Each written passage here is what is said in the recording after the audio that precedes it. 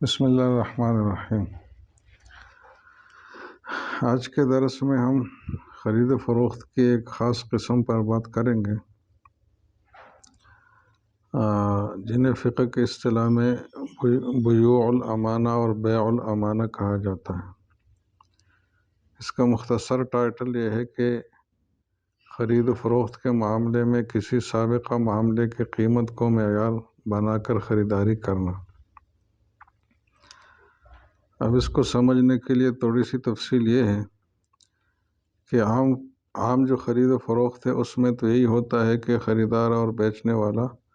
آپس میں بھاؤ تاؤ اور بارگیننگ کر کے ایک قیمت پر راضی ہو جاتے ہیں اور معاملہ انجام دیا جاتا ہے۔ تو عام معاملات میں ہر ایک فریق جو ہے وہ اپنی مہارت اور ایکسپرٹیز اور رائے کا بھرپور استعمال کر کے اپنے حق میں ایک مفید معاملہ کرنے کی کوشش کرتا ہے، اور اس میں ہر ایک اپنی مہارت کے بل بوتے پر ہی معاملہ انجام دیتا ہے، کرتا ہے۔ جبکہ معاملات کی ایک اور قسم بھی ہے جس میں خریدار میں اتنی سمجھ بوجھ نہیں ہوتی کہ وہ اپنی رائے اور صوابدید اور اپنی ڈسکریشن کے مطابق کسی چیز کی مناسب قیمت کا فیصلہ کر سکے اور خریداری کر سکے۔ تو ایسی صورتحال میں وہ پھر یہ کرتا ہے کہ کسی ماہر اور بااعتماد ریلائبل آدمی تاجر کے پاس جا کر اس سے چیز اس طریقے سے خریدتا ہے کہ اس کو کہتا ہے کہ آپ کو یہ چیز جس قیمت پر ملی ہے تو اس قیمت پر کچھ فیصد اضافہ بطور نفع دینے کے لیے میں تیار ہوں، اور اس چیز کی اس قیمت اور اس نفع پر یہ چیز آپ مجھے بیچ دیں۔ تو جب وہ اس طرح خریداری کرتا ہے تو اس کا مقصد یہی ہوتا ہے کہ اس کو یہ اطمینان حاصل ہو جاتا ہے کہ یہ جو قیمت ہے یہ مناسب قیمت ہے، کیونکہ بیچنے والے کے بارے میں اس نے مطلب تحقیق کی ہے کہ یہ ایک ماہر تاجر ہے، لہٰذا اس نے جس قیمت پر خریدی ہے تو مناسب ہی قیمت ہے، اور دوسری طرف اس پر ایک متعین نفع کے لیے بھی اپنے آپ کو وہ ذہنی طور پر تیار کرتا ہے، اور وہ یہ سوچتا ہے کہ اس چیز کے لیے میں اگر اتنا نفع کسی کو دوں تو اس میں میرا نقصان نہیں ہے۔ تو اس طریقے سے وہ لاس اور خسارے کے سودا سے اپنے آپ کو بچاتا ہے۔ اب اس صورت میں دیکھا جائے تو خریدار نے در حقیقت اپنا کوئی فیصلہ نہیں کیا، بلکہ جو بیچنے والا تاجر ہے اس کے فیصلے پر اور اس کی خریداری پر اعتماد کر کے ہی اس نے خریدنے کا اقدام کیا ہے۔ تو اس وجہ سے اس بیع کو بیع الامانہ کہا جاتا ہے، جس کا ہم اردو میں یہ ترجمہ کر سکتا ہے کہ ایک آدمی ذاتی اعتماد کی بجائے دوسرے پر اعتماد کی بنیاد پر معاملہ کرتا ہے۔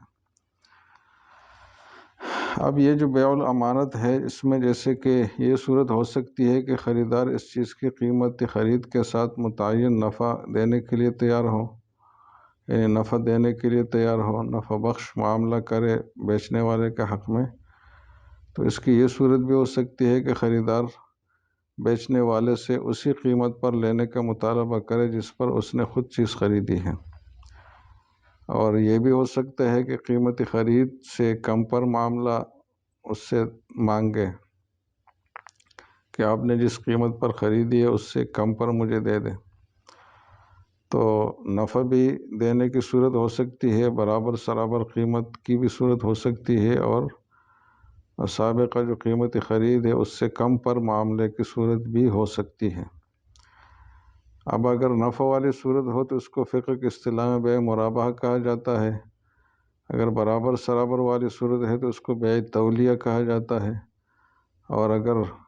سابقہ قیمت سے کم ہونے کی صورت ہو تو اس کو بیع وضیعہ کہا جاتا ہے ضاد کے ساتھ۔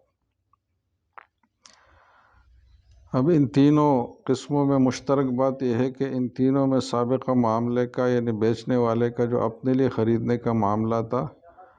اس میں جو قیمت اس نے ادا کی تھی اس کا حوالہ دیا جاتا ہے اور اسی کو معیار بنایا جاتا ہے،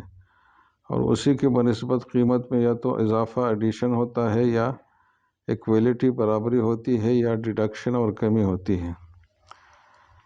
تو خرید و فروخت کا جو عام طریقہ ہے وہ ان تینوں سے ہٹ کر ہے، کیونکہ اس میں یہ نہیں بتایا جاتا کہ بیچنے والے نے خود یہ چیز کتنے میں خریدی ہے اور اس پہ کتنا اضافی نفع وہ لے گا، اس طرح کوئی تفصیل نہیں بتائی جاتی، بلکہ بھاؤ تاؤ کے ذریعے سے بیچنے والا اور خریدنے والا کسی قیمت پر ایگری ہو جاتے ہیں، متفق ہو جاتے ہیں، اور پھر ایک بیع وجود میں آتی ہے۔ جیسے کہ عام طور پر ہم بازار سے، مارکیٹ سے، دکان سے چیزیں لیتے ہیں تو وہ اسی قسم میں شامل ہیں۔ بیع کی یہ جو قسم ہے اس کو فقہ کی اصطلاح میں بیع مساومہ کہا جاتا ہے، یعنی بارگیننگ سیل، جس میں بھاؤ تاؤ کی بیع ہوتی ہے۔ تو یہ عام قسم ہے، اور یہ جو 3 قسمیں اوپر ذکر میں نے کر لی، یہ الگ سے قسمیں ہیں بیع کی، اور دونوں قسموں میں فرق یہی سے نکلتا ہے کہ جو 3 قسمیں جن کا تذکرہ آ گیا، مرابحہ، تولیہ، وضیعہ، اس میں جو بیچنے والا سیلر ہے وہ شرعاً پابند ہوتا ہے کہ چیز کی اصل قیمت بلا کم و کاس الگ سے ظاہر کرے، اور اضافی نفع اگر ہے تو اس کو الگ سے ظاہر کرے اور طے کرے۔ اور جو بیع کی عام صورت ہے جس کو بیع مساومہ کہا جاتا ہے، تو اس میں بیچنے والا اصل قیمت اور نفع الگ الگ دکھانے پر، ظاہر کرنے پر، بتانے پر مجبور نہیں ہوتا، پابند نہیں ہوتا، بلکہ وہ اپنے ثوابدید سے ایک مجموعی قیمت بتاتا ہے، ایک اجمالی قیمت بتاتا ہے خریدار کے سامنے کہ یہ گاڑی ہے مثلاً، یہ میں 10 لاکھ میں آپ کو بیچتا ہوں۔ اس میں مزید یہ نہیں ہوتی کہ میں نے کتنے میں خریدی ہے، میں نفع کتنا کماتا ہوں، یہ چیز اس میں مینشن نہیں ہوتی۔ تو خریدار کے سامنے وہ ایک قیمت بتاتا ہے، اگر خریدار تیار ہو تو معاملہ ہو جاتا ہے، ورنہ نہیں ہوتا۔ تو یہ ایک بارگیننگ سیل ہے، عام خرید و فروخت کا معاملہ ہے۔ لیکن جو پہلے کی 3 قسمیں ہیں تو یہ ایک الگ ہے۔ تو آج کے درس میں ان 3 قسموں کا مختصر سا تعارف آ گیا۔ اگلے دروس میں انشاءاللہ ہم ان سے متعلق جو فقہی احکام ہے ضروری، وہ انشاءاللہ عرض کریں گے۔ السلام علیکم ورحمۃ اللہ وبرکاتہ۔